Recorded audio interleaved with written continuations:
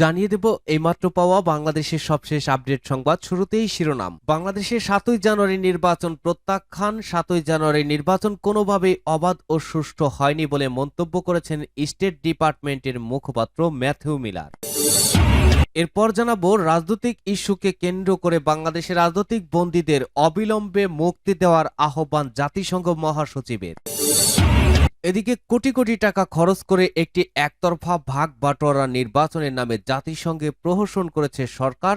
আর সংসদের প্রথম অধিবেশনে স্পিকার সূচনা বক্তব্যে নির্বাচনে আওয়ামী লীগ নিরঙ্কুশ সংখ্যা গরিষ্ঠতা পেয়েছে দাবি করে নতুন করে সংসদ অধিবেশনের নামে রাষ্ট্রীয় মিথ্যাচার চালাচ্ছেন অভিযোগ করে প্রতিবাদে সারা দেশব্যাপী ইসলামী আন্দোলনের বিক্ষোভ ও মিছিল ঘোষণা। এবং সর্বশেষ জানাবো এই নিয়োগের ফলে সরকারের গাড়ি বাড়ি ও অর্থ অপচয় হয়। জাতীয় পার্টির 10% আসন লাভ করেনি। 300 আসনের মধ্যে কমপক্ষে 30 জন সংসদ সদস্য থাকলে বিরোধী দলের নেতা হবে এমন আইন থাকা জরুরি, অন্যথায় পুনরায় নির্বাচন দিতে হবে। জিএম কাদেরকে বিরোধী দলীয় নেতা নির্বাচন বাতিল চেয়ে নোটিশ। এতক্ষণ শুনছিলেন গুরুত্বপূর্ণ সংবাদগুলোর শিরোনাম, এবারে বিস্তারিত। আজকে সংবাদ সম্পর্কে আপনার মূল্যবান মতামত লিখে জানান। জানিয়ে দিন কোন স্থান থেকে আমাদের সংবাদ শুনছেন অথবা দেখছেন।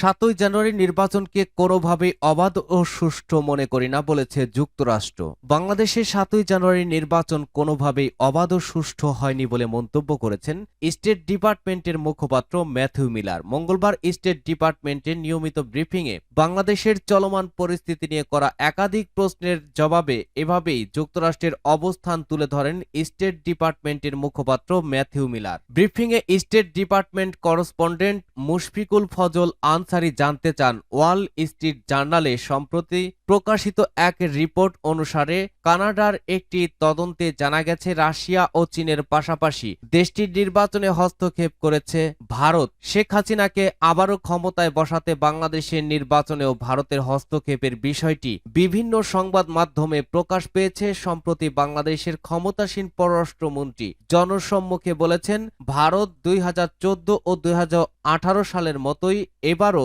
তাদের নির্বাচনী বিজয়ে পাশে ছিল।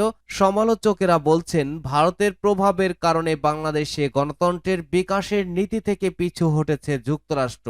এ বিষয়ে আপনার মন্তব্য কি? জবাবে মিলার বলেন, কানাডার তদন্তের বিষয়ে আমার আসলে কিছু বলার নেই। এ বিষয়ে কানাডা তথ্য দিতে পারবে। আমি যে বিষয়ে কথা বলবো সেটি হলো বাংলাদেশের গণতন্ত্র। এর আগেও এই ইস্যুতে অনেকবার কথা বলেছি। বাংলাদেশের শান্তি ও সমৃদ্ধি ও নিরাপত্তা যেন প্রতিষ্ঠিত হয়। যুক্তরাষ্ট্র তার পররাষ্ট্র নীতিতে এগুলোকে প্রাধান্য দেয়। ম্যাথিউ মিলার বলেন, বাংলাদেশে যে নির্বাচনটি গত ৭ই জানুয়ারি হয়েছে, এই নির্বাচনকে আমরা কোনোভাবেই অবাধ ও সুষ্ঠু মনে করি না। নির্বাচনের সময়ে বিরোধী দলের হাজার হাজার নেতাকর্মীকে গ্রেপ্তারের বিষয়েও আমরা উদ্বেগ জানিয়েছি। তিনি আরো বলেন, আমি দুটি বিষয় নিয়ে কথা বলবো। প্রথমত, যাদের গ্রেপ্তার করা হয়েছে তাদের জন্য সুষ্ঠু ও স্বচ্ছ আইনি প্রক্রিয়া নিশ্চিত করতে বাংলাদেশ সরকারকে আমরা আহ্বান জানাই। দ্বিতীয়ত, বিরোধী দলের সদস্য, গণমাধ্যম কর্মী ও সুশীল সমাজের প্রতিনিধিদের গণতান্ত্রিক প্রক্রিয়ায় অংশগ্রহণের সুযোগ তৈরি করে দেয়া এবং নাগরিক অধিকার নিশ্চিত করতে সরকারের প্রতি আহ্বান জানাই। বাংলাদেশের রাজনৈতিক বন্দীদের অবিলম্বে মুক্তি দেওয়ার আহ্বান জাতিসংঘ মহাসচিবের। বাংলাদেশে ভিন্ন মতাদর্শের কারণে কারাগারে আটক রাখার নিন্দা জানিয়ে রাজনৈতিক বন্দীদের অবিলম্বে মুক্তি দেওয়ার আহ্বান জানিয়েছেন জাতিসংঘ মহাসচিব অ্যান্টনিও গুতেরেস। মঙ্গলবার 30 জানুয়ারি যুক্তরাষ্ট্রের নিউ ইয়র্কে জাতিসংঘ সদর দপ্তরে মহাসচিবের মুখপাত্র স্টিফেন ডুজারিক এ তথ্য জানান। বিএনপির শীর্ষস্থানীয় নেতা সহ 25,000-এর বেশি রাজনৈতিক নেতাকর্মীকে কারাবন্দী রাখা এবং বাংলাদেশের নির্বাচন নিয়ে মহাসচিবের প্রতিক্রিয়া জানতে চান সাংবাদিক মুশফিকুল ফজল আনসারি। জবাবে ডুজারিক বলেন, রাজনৈতিক মত প্রকাশের কারণে কারাগারে পাঠানোর বিষয়টি নীতিগতভাবে ঠিক নয় বলে বিশ্বাস করে জাতিসংঘ। আটকদের অবিলম্বে মুক্তির আহ্বানও জানান তিনি। সূত্র ইউএন ওয়েবসাইট। সারা দেশে ইসলামী আন্দোলনের বিক্ষোভ মিছিল। সারা দেশে জেলা ও মহানগরে বিক্ষোভ মিছিল কর্মসূচির ডাক দিয়েছে ইসলামী আন্দোলন বাংলাদেশ। আজ 31 জানুয়ারি এই কর্মসূচি পালন করবে দলটি।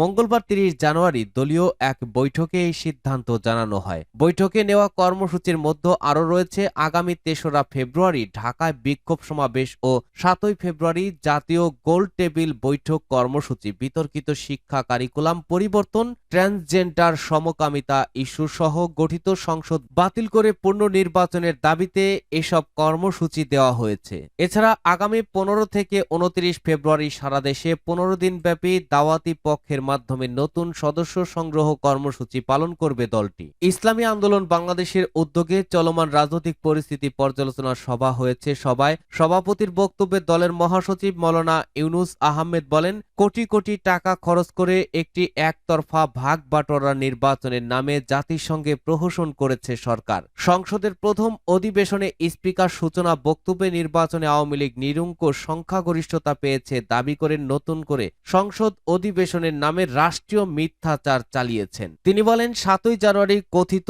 নির্বাচনে জনমতের কোনো প্রতিফলন ঘটেনি, বরং 90% মানুষ ভোট প্রত্যাখ্যান করেছে। তাই বহুমুখী সংকট নিরসনে জাতীয় সরকারের অধীনে নির্বাচন দিতে হবে। তিনি আরো বলেন, আওয়ামী লীগ দেশের রাজনীতি ধ্বংস করেছে। রাজনীতি এখন ব্যবসায়ী ও খেলোয়াড়দের দখলে চলে গেছে। সিন্ডিকেটের গডফাদারদের পৃষ্ঠপোষকতাকারী ব্যবসায়ীরা এখন মন্ত্রী ও এমপির দায়িত্ব পালন করছেন। পবিত্র মাহে রমজানের আগেই বাজার সিন্ডিকেটের দখলে চলে গেছে। তাই সিন্ডিকেট ভেঙে দিতে হবে।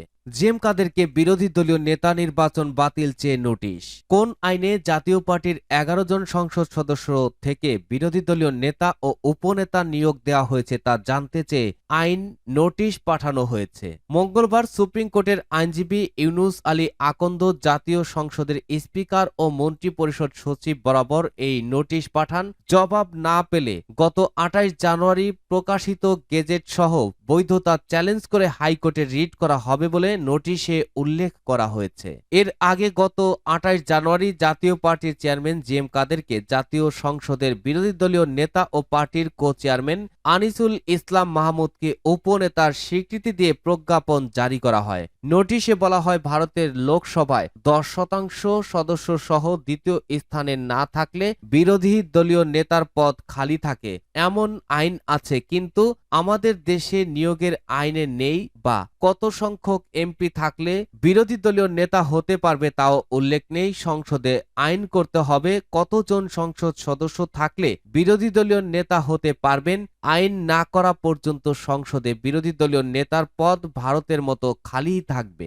নোটিশে আরো বলা হয়, এই নিয়োগের ফলে সরকারের গাড়ি বাড়ি ও অর্থ অপচয় হয়। জাতীয় পার্টি 10% আসনও লাভ করেনি। 300 আসনের মধ্যে কমপক্ষে 30 জন সংসদ সদস্য থাকলে বিরোধী দলের নেতা হবে এমন আইন থাকা জরুরি, অন্যথায় পুনরায় নির্বাচন দিতে হবে।